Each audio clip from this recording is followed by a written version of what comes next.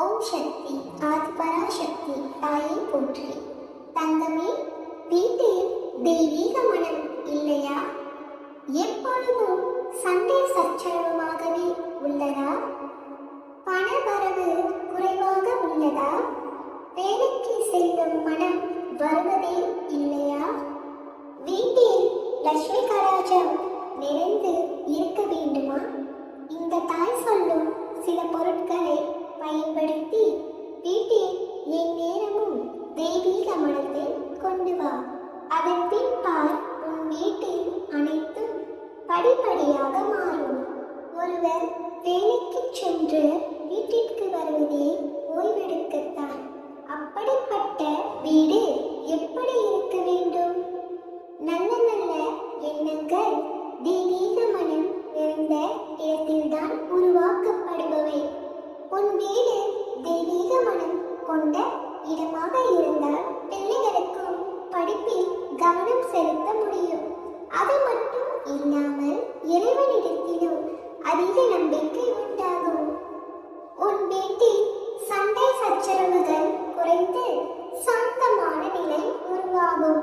இப்பொழுது உன் தாய் நான் சில பொருட்களையும் மற்றும் சில வழிமுறைகளையும் சொல்லி தருகிறேன். அதை கருத்தில் கொண்டு அதன்படி நடந்து பைக்கோள்.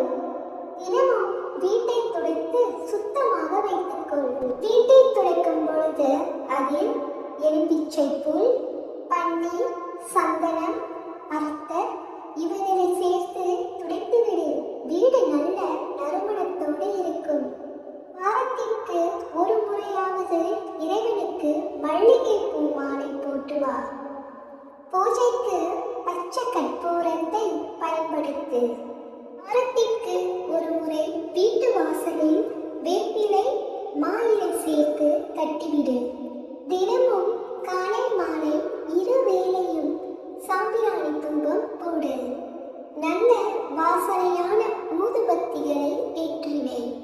வாரத்திற்கு ஒரு முறையாவது பொங்கல் வைத்து இறைவனுக்கு படைத்து வா. காலை மாலை இரு வேளையும் பூஜை செய்யும் பொழுது சாமி மந்திரங்களை வீட்டில் ஒலிக்கச் செய். நான் சொன்ன அனைத்து பொருட்களையும் பயன்படுத்தி நான் சொன்னபடி செய்து கொண்டே வா. நிச்சயம் உன் வீட்டில் தெய்வீக மனம் உருவாகும். அது மட்டும் இல்லாமல் வீடும் சண்டை சச்சரவு இல்லாமல் சாந்தமான நிலையும் மகிழ்ச்சியான நிலையும் உருவாகும். மனம் தளராமல் நான் சொல்வதை போல் செய்து கொண்டே வா. உன் வாழ்வு நிச்சயம் படிப்படியாக